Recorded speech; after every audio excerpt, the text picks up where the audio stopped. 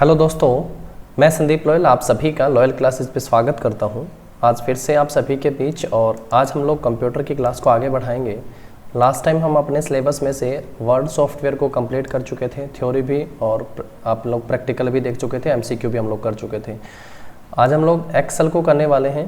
MS Excel या spreadsheet आप लोग कह लीजिएगा, क्योंकि कई बार स्प्रेडशीट के नाम से भी लिख देते हैं। तो एक्सेल सॉफ्टवेयर को हम लोग थ्योरी और एमसीक्यू दोनों देखेंगे और जानेंगे यहाँ से क्वेश्चन कैसे पूछे जाते हैं और कैसे आप लोगों को यहाँ से याद करना है। क्लास को स्किप करके चलेंगे तो बहुत प्रॉब्लम हो जाएगी, क्योंकि बहुत सी ऐसी इंपॉर्टेंट चीज़ें हैं जिनको आप लोगों को प्रैक्टिकली ये साथ में हम लोग एक्सेल है इसको भी देखते चलेंगे कि सेल कौन सा है, सेल एड्रेस कौन सा है, साइज़ कितना होना चाहिए, फ़ॉन्ट साइज़ कितना होगा, अलाइंसमेंट यहाँ पे कितनी तरीके के होंगे, सब चीज़ें। और वही देखेंगे कि किस तरीके से यहाँ से एमसीक्यू पेपर में पूछे जाते हैं, फॉर्मूला क्या होता है, फंक्शन क्या है, कैसे उनको इम्प्लीमेंट करना है, इन सब बातों को। तो सबसे पहले हम लोग एक छोटा सा मैं आप सबको यहाँ से इंट्रोडक्शन इसका बता दूँ। जब हम लोग MS एक्सेल में काम करते हैं और यहाँ से हम सबसे जब पेपर में क्वेश्चन पूछा जाता है तो एक तो सबसे पहले आप सबको पता हो, जब MS एक्सेल में ये जो आप सब ऊपर देख पा रहे हैं, ये file, home, insert, draw, page layout, formula, data, review, view, help, ये सारे के सारे हमारे मेनू हैं, टैब हैं या मेनू बार इनको बोल देते हैं। ये रिबन जो उसमें अलग अलग हमें उसकी सब मेनू दिखाई दे रहे हैं, जैसे होम के सब मेनू हमें यहाँ पे दिखाई दे रहे हैं इस तरीके से। अब जब कभी भी हम लोग किसी भी फाइल के ऊपर काम कर रहे हैं तो हमें यहाँ पे ये दिखाई दे रहे हैं, जिनको हम लोग बोलेंगे ए से ABCD ऊपर दिख रहे हैं आप सबको, ये क्या है, कॉलम है। एक्सेल जो है, एक्सेल का आप कह सकते हैं कि collection of worksheet, workbook, collection of chart हो गया है यहाँ पे। इसमें रोज एंड कॉलम जो होते हैं, तो ये हमारे कॉलम हैं और जब एक से नीचे तक आप इस तरीके से नीचे आ रहे हैं तो ये हमारी रो है। और पहला क्वेश्चन हम सबसे पूछता है कि मैक्सिमम नंबर ऑफ कॉलम कितने होते हैं MS एक्सेल के अंदर और मैक्सिमम नंबर ऑफ रो जो हैं वो कितनी होती हैं।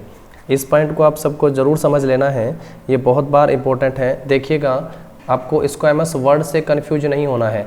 MS वर्ड के अंदर हम लोग एक टेबल इंसर्ट कर सकते थे, MS वर्ड में टेबल इंसर्ट कर सकते थे, जिसमें हमसे पूछा जाता था कि मैक्सिमम नंबर ऑफ रो और कॉलम कितने हो सकते हैं उस टेबल के।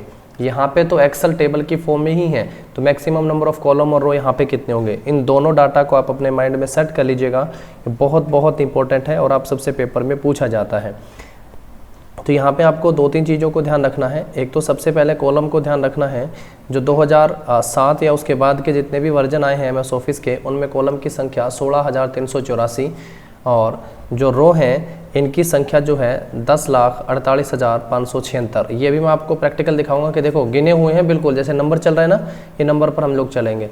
पहला पॉइंट ये ध्यान रखेंगे, एक्सेल के अंदर मैक्सिमम नंबर ऑफ रोज अगर पूछेगा 10,48,576 और कॉलम पूछेगा 16,384। ये 2007 और उसके बाद के जितने भी वर्जन आए हैं उनकी बात हो रही है। उससे पहले तो ये कम ही होता था, कॉलम 256 ही होते थे, रो 65,536। टेबल का आप सबको पहले से ही मैंने बताया था, जो MS वर्ड में टेबल इंसर्ट करते हैं उसमें जो नंबर ऑफ रो और जो नंबर ऑफ कॉलम होते हैं वो अलग डाटा है, वो टेबल का है जहाँ पे हम लोग इंसर्ट कर सकते हैं। वहाँ कॉलम की जो संख्या है मैक्सिमम 63 है और जो रो हैं वो 32,767 है, 32,767। ये टेबल की बात है MS वर्ड की, और ये तो एक्सेल की बात है जहाँ पे होते हैं। मैं आप सबको यहाँ से प्रैक्टिकली दिखा देता हूँ कि कितने नंबर ऑफ रोज होती हैं। तो इसके लिए शॉर्टकट की भी होती है, खैर वो मुझे लगता है कि आप सबसे वो पूछी जाएगी। पहले हम लोग इसे एक नंबर पे, यहाँ पे ये हमारा सेल है, ये सेल है और जो आप लोग देख पा रहे हैं एक नंबर ये एक्टिव सेल है। अब मैंने कंट्रोल के साथ डाउन की एरो की जो है उसको प्रेस करा था, डाउन एरो की, और अब आप सब यहाँ से देख रहे होंगे कि 10,48,576 नंबर पे यहाँ पे पहुँच गए हम लोग। 10,48,576 ये नंबर ऑफ रो हो गई हैं। और अगर आप सबको कॉलम काउंट करने हैं, कॉलम तो वो भी आप लोग जो है काउंट कर सकते हैं, पर इसके लिए आप सबको एक चीज़ ध्यान रखनी है। एक बहुत ज़बरदस्त क्वेश्चन आप सबसे, जैसा मैंने कहा कि यहाँ पे जो कॉलम की संख्या होती है उस कॉलम का कोई नाम होता है। इस तरीके से कॉलम जो ऊपर से लिखते चलते हैं, A पहला कॉलम, उसके बाद अगला कॉलम आएगा B, इस तरीके से Z तक लिखे जाएंगे। उसके बाद फिर डबल A से स्टार्ट होगा, फिर ये फिल हो जाएगा, डबल A डबल Z तक चलेगा, फिर ट्रिपल A से स्टार्ट होगा, इस तरीके से आगे चले जाएंगे ये। तो XFD जो है वो लास्ट नंबर जो कॉलम है हमारा उसका नाम होगा, यानी कॉलम संख्या कौन सी है 16,384 नंबर जो कॉलम है उसका अगर आपसे कभी नाम पूछा जाए तो उसका नाम क्या होगा, XFD नंबर पे वो आएगा। अब आप ये पूछेंगे कैसे आया, तो ये तो देखो आप सब रीजनिंग में करेंगे ना तो आपको पता चल जाएगा, ये आप लिखने बैठो इसी सीक्वेंस से तो आपको पता चल जाएगा। तो XFD जो है उसका नाम है।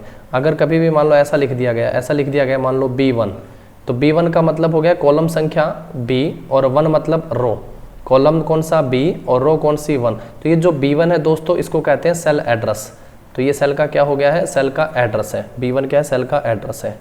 दूसरा एक इंपॉर्टेंट चीज़ ये हो गई है, जब हम लोग किसी भी सेल में जब सेल एक्टिव हो जाएगा हमारा, अब सेल एक्टिव है, अब पहले ही क्वेश्चन से करेंगे। अब जैसे मैंने इसके अंदर अल्फ़ाबेट लिखे हैं कोई भी, तो यहाँ इसका अलाइंसमेंट आ रहा है कि अल्फ़ाबेट देखो राइट अलाइंसमेंट है कि लेफ्ट अलाइंसमेंट है। और एक मैं नीचे लेके आता हूँ, देखो इसको एरो को यहाँ पे एक्टिव सेल को, और यहाँ पे नंबर लिखता हूँ न्यूमेरिकल, तो नंबर जो है वो दूसरी साइड जा रहे हैं और अल्फ़ाबेट जो है दूसरी साइड जा रहे हैं। तो ये अलाइंसमेंट पूछेगा आपसे कि बाय डिफ़ॉल्ट जो है अल्फ़ा की जो होती है उनका अलाइंसमेंट क्या होता है सेल के अंदर, और बाय डिफ़ॉल्ट जो न्यूमेरिक की है उनका अलाइंसमेंट जो है वो क्या होता है।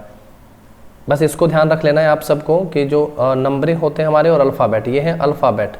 तो जो अल्फ़ाबेट होते हैं बाय डिफ़ॉल्ट अल्फ़ाबेट का अलाइंसमेंट कैसा होता है, तो लेफ़्ट अलाइंसमेंट होता है।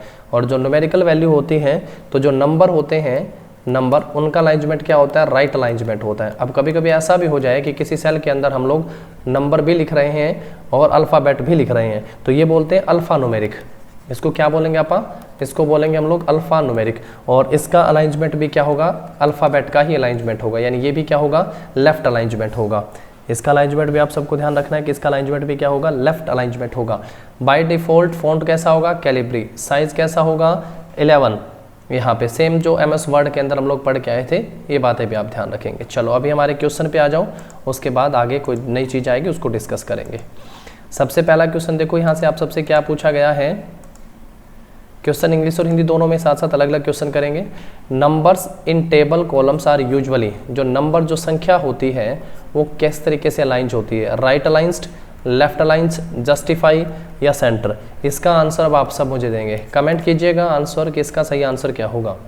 नेक्स्ट क्वेश्चन पे आओ। इसके बाद a collection of related field is called, a collection of related field is called, जो रिलेटेड फील्ड का कलेक्शन होता है उससे क्या कहेंगे, कैरेक्टर, फील्ड, डाटाबेस या रिकॉर्ड। तो उसको क्या कहेंगे दोस्तों, रिकॉर्ड कहेंगे। जो बहुत सारे संख्याओं का कलेक्शन होता है वो क्या होता है, डाटा रिकॉर्ड होता है वो, तो वो रिकॉर्ड है। उसके बाद है which option is correct to enter the charts in MS Excel. MS Excel के अंदर चार्ट को एंटर करने की जो है सही सीक्वेंस क्या है, पहले फॉर्मूलाज में जाएंगे, उसके बाद चार्ट्स पे, या पहले डाटा पे फिर चार्ट्स पे, इंसर्ट मेनू में जाके चार्ट को इंसर्ट करेंगे, या व्यू में जाके चार्ट को इंसर्ट करेंगे। तो सही जो है आपको यहाँ से ऑप्शन बताना क्या होगा। इसके लिए मैं आप सबको एक्सेल पे ले चलूँगा एक बार, और वैसे भी आपको पता है कि आप कोई चीज़ नहीं लेके आ रहे हो तो आपको क्या करना पड़ता है, इंसर्ट करना पड़ता है। हम लोग एक्सेल पे चलते हैं और एक्सेल पे इंसर्ट पे गए, और इंसर्ट पे जाने के बाद ये रहा चार्ट का ऑप्शन हमारे लिए यहाँ पे। तो यहाँ से हम लोग चार्ट जो है वो एंटर कर सकते हैं जो आप लोगों को ठीक लगे, यानी अकॉर्डिंग टू यूज। तो इंसर्ट से चार्ट में जाना है, तो इसलिए हमारा सही ऑप्शन जो क्या हो जाएगा, सॉरी इंसर्ट मेनू और उसके बाद चार्ट्स में। तो इंसर्ट मेनू और चार्ट से हम लोग एंटर कर सकते हैं। नेक्स्ट पे आ जाओ। इसके बाद what is a list of data files of any database card. तो जो लिस्ट होती है डाटा फाइल की किसी भी डाटाबेस की, उसको क्या कहा जाता है, data diary, data list, data disk और डाटा डिक्शनरी। तो इसका सही आंसर जो है वो क्या हो जाएगा, data dictionary, option D. Next पे आएंगे। इसके बाद Excel workbook is a collection of. तो एक्सेल जो वर्कबुक है वो किसका कलेक्शन है, तो MS एक्सेल की जो फाइल होती है ना, Excel file is a collection of workbook. वो किसका कलेक्शन हो गया, कलेक्शन ऑफ वर्कबुक हम लोग उसको बोल देते हैं कि वो वर्कबुक का कलेक्शन है। यहाँ पे पूछा है कि एक्सेल वर्कबुक जो है वो किसका कलेक्शन है, चार्ट का कलेक्शन है और वर्कबुक का कलेक्शन है, या वर्कशीट का कलेक्शन है। तो यहाँ तो दोनों ही ऑप्शन हमें यहाँ पे ठीक लग रहे हैं, है ना। तो क्या सही आंसर होगा बताओ, चार्ट पे जाओगे या वर्कबुक पे जाओगे या वर्कशीट पे जाओगे। तो मेरे हिसाब से तो कलेक्शन ऑफ चार्ट भी हो जाएगा यहाँ पे, और कलेक्शन ऑफ वर्कबुक जो वर्कशीट का कलेक्शन भी हो जाएगा। तो ऑप्शन ए और सी पे जाना है आपको, ठीक है। तो ऑप्शन जो होगा डी सही आंसर हो जाएगा। ये भी ध्यान रखें क्योंकि जो वर्कशीट होती है, वर्कशीट, तो वर्कशीट जो है वो कलेक्शन ऑफ, हालांकि ऑप्शन पे डिपेंड करता है। कलेक्शन ऑफ चार्ट जो है उसको हम लोग सामान्य वर्कशीट कहते हैं, वर्कशीट, और जबकि वर्कशीट के कलेक्शन को जो है वर्कबुक कहते हैं। वर्कशीट के कलेक्शन को क्या कहा जाता है, वर्कबुक कहा जाता है। इस क्रम को देखोगे तो वर्कबुक का वर्कशीट हो जाएगा, ठीक है। तो इस हिसाब से वर्कशीट, तो दोनों में ध्यान रखना है क्योंकि इसी के अंदर ही है, वर्कबुक में ही क्या होते हैं, वर्क चार्ट्स भी होते हैं।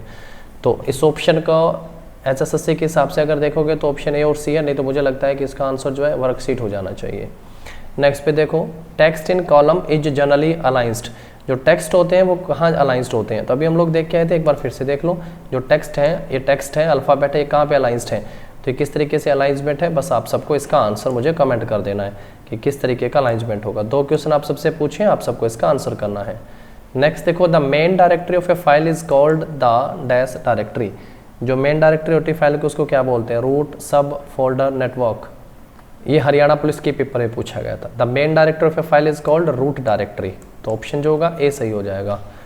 What menu is selected to print, print करने के लिए क्या मेनू सेलेक्ट करेंगे, तो दोस्तों मेनू है ये बहुत सारे हैं, ऊपर वाले मेनू हैं सभी।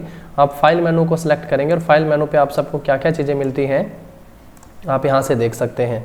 फाइल मेनू से आप कोई भी जो है नई फाइल बना सकते हैं। इसके लिए आप सबको पता होगा CTRL+N जो है कंट्रोल ओपन, पहले बनी हुई फाइल को ओपन कर सकते हैं, Ctrl+O हो जाएगा। पूरी की पूरी जानकारी किसी भी फाइल की जो है वो यहाँ पे इन्फो में मिलेगी।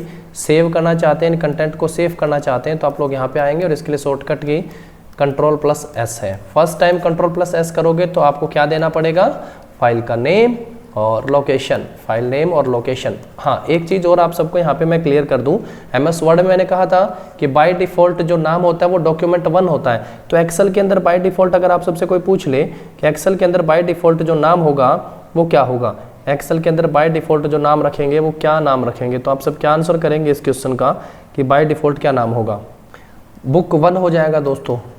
बाय डिफ़ॉल्ट नाम क्या होगा, बुक 1, और बाय डिफ़ॉल्ट लोकेशन वही क्या हो जाएगी, माय डॉक्यूमेंट, या डॉक्यूमेंट के अंदर बाय डिफ़ॉल्ट लोकेशन। जब हम लोग नाम देते हैं तो ये नाम दे रखा है ना, इसको बोलते हैं नेम लेंथ। तो जो नेम लेंथ है वो कितनी होती है, नेम लेंथ। एक आपको ग्राम सचिव का क्वेश्चन बताऊंगा यहाँ से, अगर आप वीडियो में देखते हो यहाँ तक पहुँचे तो आप जनवन चीज़ बताऊंगा, देखना ध्यान से। जो नेम की लेंथ है वो नेम की लेंथ कितनी होती है, 225 कैरेक्टर होती है, विद और विदाउट स्पेस। 225 जो है आप यूज कर सकते हैं, की को 225 की प्रेस कर सकते हैं, ये पॉइंट आप सबको पता हो।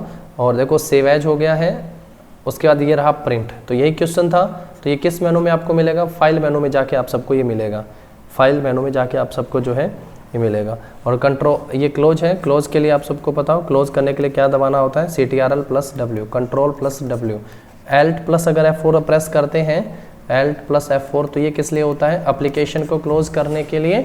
और फाइनली करते हैं तो शट डाउन का ऑप्शन भी शो कर देता है, ये शट डाउन का ऑप्शन। जो क्वेश्चन मैं आप सबको बता रहा था वो क्वेश्चन पहले मैं आप सबको बता देता हूँ, फिर बात स्लिप हो जाए माइंड से। देखो MS वर्ड में ही पढ़ लेना चाहिए था। जैसे ये जो है ना, ये फ़ॉन्ट का क्या बोलते हैं आप, इसको फ़ॉन्ट का साइज़ बोलते हैं। और अभी मैं ग्राम सचिव का क्वेश्चन आप सबको दिखाता हूँ, जो पेपर कैंसिल हुआ था उसमें क्या पूछा गया था।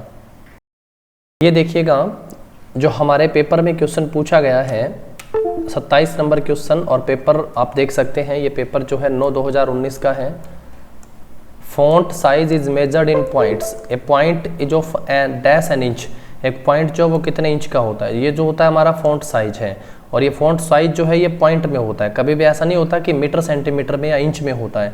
इसको अभी मैंने आप सबको बताया, जैसे मैं यहाँ पे ना 1640 एक बार लिखता हूँ 1640, और ये हमें एक मैसेज शो करेगा। और इसने अपने मैसेज में हमें कहा है, देखिएगा कि the number must be between 1 and 1638, यानी मिनिमम जो फॉन्ट साइज है वो 1 पॉइंट का है, और मैक्सिमम जो फॉन्ट साइज है वो 1638 पॉइंट का है। और अभी ग्राम सचिव वाले पेपर में क्वेश्चन क्या पूछा गया, ये जो पॉइंट है कितने पॉइंट मिलकर 1 इंच बनाते हैं, ये पूछा गया। तो 72 पॉइंट मिलकर जो है दोस्तों 1 इंच बनाते हैं, बस ये आंसर हो जाता वहाँ पे उस क्वेश्चन का, 72 पॉइंट। तो इसलिए छोटी छोटी चीज़ें जो है यहाँ से पूछी जाती हैं, आप सबको इन पर ध्यान देना होता है। देखो ये बी वाला ऑप्शन जो है सही answer, 1/72 of an inch. 1 point कितने इंच का होता है, तो 1/72 का हो जाएगा। और कितने पॉइंट मिलकर 1 इंच बनाते हैं, तो 72 पॉइंट मिलकर 1 इंच बनाते हैं। ये बहुत छोटी छोटी चीज़ें हैं, आप सबको इन पे ध्यान देना है, तो इसलिए हम लोग चीज़ों को बेहतर करते चलेंगे। प्रिंट वाला ऑप्शन हमें किस मेनू में मिलेगा, फाइल मेनू में जाके हमें मिलेगा। What menu is selected to change font and style, font and style को चेंज करने के लिए किस मेनू को सिलेक्ट करना है। अब आप देख लो आपको क्या सिलेक्ट करना है, आपको फॉन्ट की बात हो रही है, ये रहा फॉन्ट, ये रहा स्टाइल। तो फॉन्ट और स्टाइल अगर आपको चेंज करने हैं तो आपको किस मेनू के ऊपर जाना है, बताओ मुझे। टूल पे जाना है ना, फाइल पे जाना है, फॉर्मेट पे जाना है, एडिट पे जाना है। अब आप होम में देखेंगे, सब मेनू में जाके देखना है। तो अब क्या आंसर करेंगे आप सब इसका, ये सब क्या है, हमारे फॉर्मेट हैं, अलग अलग फॉर्मेट में हमें दिए गए, इस फॉर्मेट को आप, तो फॉर्मेट हो जाएगा हमारा इसका सही आंसर, ठीक है। नहीं तो हम लोग होम पे आंसर कर देते हैं। Number and formulas are enter in a cell are called, जो नंबर और फॉर्मूला किसी सेल में एंटर किया जाता है उसको क्या बोलते हैं, लेवल्स बोलते हैं, न्यूमेरिक एंट्रीज बोलते हैं, इंटरसेक्शन बोलते हैं, टेक्स्ट बोलते हैं। इसको बोला जाएगा न्यूमेरिक एंट्रीज हो जाएगा किसी भी सेल के अंदर। एक छोटी सी चीज़ मैं आप सबको यहाँ पे एक चीज़ बता देता हूँ, एक्सेल के अंदर देखिएगा दो चीज़ें होती हैं दोस्तों, एक होता है हमारा फॉर्मूला, एक फॉर्मूला होता है और एक होता है हमारा फंक्शन। पहला ही बहुत बेसिक सा पॉइंट हमसे पूछा जाता है कि जो फॉर्मूला होता है, जो फंक्शन होता है, वो किस से स्टार्ट होता है। ध्यान रखना दोनों इक्वल से स्टार्ट होते हैं। सेल के अंदर जैसे ही इक्वल डाला जाता है तो वो समझ जाता है कि कोई ना कोई गुणा भाग करने वाला है, कैलकुलेशन करने वाला है। तो फॉर्मूला की शुरुआत पूछेगा तो किससे आंसर कर देना आपको, ये इक्वल से होती है, पहला तो पॉइंट ये। अब एक एग्जाम्पल देके मैं आपको बताऊँ कि अगर पहले सेल में मैंने 10 लिखा, 20 लिखा, 30 लिखा, उसके बाद मैंने एंटर प्रेस कर दिया फॉर्मूला लिख के, तो फिर वो क्या दिखाएगा मुझे यहाँ पे 60 आंसर दे देगा कि भैया 60 हो गया है। यही सब चीज़ें अगर हुई मेरी किसके साथ, फंक्शन में मुझे करनी है, तो मैं क्या करूँगा, मैं सम लिखूँगा। सम लिखने के बाद मैं लिख दूंगा कि पहला सेल में जो है A1 से लेके ये रेंज होती है, A1 से A3 लिख दिया। अभी मैं लिख के दिखाऊँगा आप सबको, देखना A1 से A3 यानी A ये पहला हो गया है, A कॉलम और फर्स्ट रो, ये दूसरा पहला कॉलम, दूसरी रो, पहला कॉलम, तीसरी रो, A1 से A3। ये क्या दिखा रहा है आपको, रेंज दिखा रहा है, ध्यान रखना रेंज क्या दिखा रहा है, रेंज। और आगे मैंने सम लिखा हुआ है तो ये मुझे 60 दे देगा, यहाँ से आंसर क्या दे देगा, 60। तो ये क्या है, मेरा फंक्शन है, ये फंक्शन है। और इक्वल लिखते ही क्या हो गया, ये फॉर्मूला हो गया है हमारा यहाँ पे। अब मैं दोनों को आप सबको यहाँ पे दिखा देता हूँ, एक बार देखना जरा। एक्सेल के अंदर आप सब यहाँ पे आते हैं, यहाँ पे ये फर्स्ट है, मैंने इसको पहले फर्स्ट पे ले जाना है, ठीक है, कंट्रोल करके ये फर्स्ट पे ए पे आ गया है। यहाँ पे मैंने देखो 10 लिखा मैंने, उसके बाद मैंने यहाँ पे 20 लिखा। पहला आप देख रहे हो ना न्यूमेरिक एंट्री जो है वो कहाँ पे जा रही है, 30 लिखा। मैं नेक्स्ट के अंदर गया, नेक्स्ट के अंदर जाते ही मैंने सबसे पहले जो है यहाँ पे इक्वल लिख देना है। देखिएगा ये मैंने यहाँ से इक्वल लिखा, इक्वल लिखने के बाद मैंने यहाँ पे 10 लिखा, उसके बाद फिर देखो मैंने प्लस करा। आप ऊपर देखेंगे ना, देखो ये फंक्शन सम, इक्वल के साथ देखो सम का फंक्शन आ गया यहाँ पे, और यहाँ पे अगर आप देखेंगे तो ये होता जा रहा है, उसके बाद प्लस, फिर देखो 20 करा, सॉरी इक्वल के साथ करना था ना पहले, ये इक्वल हुआ, इक्वल के बाद ये 10, उसके बाद प्लस 20, उसके बाद प्लस 30, और फिर लगाया मैंने यहाँ से एंटर, तो ये 60 दे रहा है। अब फिफ्थ में मैं आपको फिर से दिखाता हूँ, यही चीज़ अगर मुझे फंक्शन से करवानी होती तो मैं कैसे लिखता। सबसे पहले मैं वही सेम चीज़ इक्वल को यहाँ पे लिखता, इक्वल लिखने के बाद मैं SUM लिखता। अब देखो मुझे नीचे बहुत सारे फॉर्मूले शो हो रहे हैं, ये फॉर्मूले हैं। जैसे मैंने यहाँ पे सम लिखा, उसके बाद मैंने इसकी रेंज बना देनी है कि कितने ऊपर वाले सब, ऊपर वाले सब है, मतलब ऊपर वाला A और 1 से लेके, और ये रेंज बना दी है यहाँ पे, और रेंज कहाँ तक जाएगी, ये A क्योंकि 4 तक है तो A 4 तक चली जाएगी यहाँ पे, और ये ब्रैकेट देखो अब सेलेक्ट हो गया ऊपर वाले चारों, और फिर दबाया एंटर, ठीक है। एक सेकंड, तो इसने हमें देखो ऊपर वाले चारों का एक रेंज बना दी थी ना, A1 से A4, तो सबका दे दिया है। तो ये होते हैं हमारे फॉर्मूला और फंक्शन में फ़र्क। बेसिकली कभी भी पूछा जाएगा कि एक्सेल के अंदर फॉर्मूला एंटर करने से पहले सबसे पहले क्या एंटर किया जाता है, तो इक्वल एंटर किया जाता है। ये जरूर ध्यान रखिएगा आप सब, इक्वल एंटर किया जाता है, ये आप सबको ध्यान रखना है, ठीक है दोस्तों। चलें इसके बाद फिर नेक्स्ट क्वेश्चन पे आ जाओ। नेक्स्ट देखो, in Microsoft Excel the dash function returns the largest value among the value passed as argument. तो जो लार्जेस्ट वैल्यू होती है वो किस में हमें शो होती है, हाईएस्ट में, मोर में, हाई में या मैक्स में। जो सबसे बड़ी संख्या दिखती है हमें वो किस नाम से होती है, वो हाईएस्ट होती है, वो मोर होती है, वो हाई होती है, वो मैक्स होती है। तो वो वैल्यू क्या होती है दोस्तों, मैक्स होती है। एक बिलिंग अकाउंट के ट्रैक की देखरेख के लिए आप किस सॉफ्टवेयर का इस्तेमाल करेंगे, एक बिलिंग अकाउंट के ट्रैक की देखरेख के लिए आप किस सॉफ्टवेयर का इस्तेमाल करेंगे। तो अभी हम लोग पढ़ के आएंगे, बिल विल बनाने होते हैं तो हम लोग किसका इस्तेमाल करते हैं, स्प्रेडशीट सॉफ्टवेयर का इस्तेमाल करते हैं, इसको MS एक्सेल हम लोग नाम दे रहे हैं, स्प्रेडशीट या MS एक्सेल जिसको हम लोग कह रहे हैं। नेक्स्ट पे आ जाओ। इसके बाद एक्सेल में वर्कबुक निम्न में से किसका संग्रह है। सेम बात, देखो वर्कबुक किसका संग्रह है, डायग्राम का, पेज का, स्टार्टअप का या वर्कशीट का। तो ये तो हम लोग अभी पढ़ के आए हैं। एक्सेल में वर्कबुक किसका संग्रह है दोस्तों, तो वर्कशीट का संग्रह है। वर्कशीट किसका कलेक्शन है, तो वर्कशीट चार्ट का कलेक्शन है। नेक्स्ट पे आओ, एक्सेल में एक्टिव सेल के कंटेंट्स को कौन डिस्प्ले करता है। एक्टिव जो सेल होता है उसके कंटेंट को कौन डिस्प्ले करता है, name box, formula bar, task pen या रो हेडिंग्स। बहुत ज़बरदस्त सा क्वेश्चन है। तो फॉर्मूला बार ऑप्शन बी। अब देखो इक्वल के साथ लगा हुआ है सम, इक्वल के साथ सम है और B1 to B10 है। B1 का मतलब हो गया है कॉलम नंबर, दूसरा है B1, और पहली रो से लेके 10 रो तक। ये किसका एग्जाम्पल है भैया? फंक्शन का एग्जाम्पल है या फॉर्मूले का एग्जाम्पल? देखो इक्वल लगा है, या तो फंक्शन होगा या फॉर्मूला होगा, इन दोनों को तो वैसे क्रॉस कर देना है। अब सम जब लिख ही दिया है इसमें सम, तो ये किसका एग्जाम्पल है दोस्तों? ये फंक्शन का एग्जाम्पल है। ये देखो ये फंक्शन का एग्जाम्पल है। अब सम ना लिखा होता और इक्वल लगा के वो ऐसे लिखता पहला नंबर b1 प्लस इस तरीके से, तो फिर वो क्या हो जाता हमारा 10 प्लस 20 प्लस 30 है, जैसा हमने करा प्लस प्लस के साइन लगाते हम लोग गए तो वो फॉर्मूला बनता। और यहाँ पे किसका एग्जाम्पल हो गया हमारा? ये फंक्शन का एग्जाम्पल हो गया है। तो ये वाला समझ में आया आप सबको? नेक्स्ट पे आते हैं। इसके बाद एक्सेल में प्री प्रोग्राम फॉर्मूले का एक अन्य नाम भी है। जो प्री प्रोग्राम फॉर्मूला है एक्सेल के अंदर, उसका क्या नाम है? जो पहले से ही फॉर्मूला बना के अगर रख दिया गया, तो अभी पढ़ के जो पहले से फॉर्मूला बना उसको क्या कहते हैं? फंक्शन कहते हैं।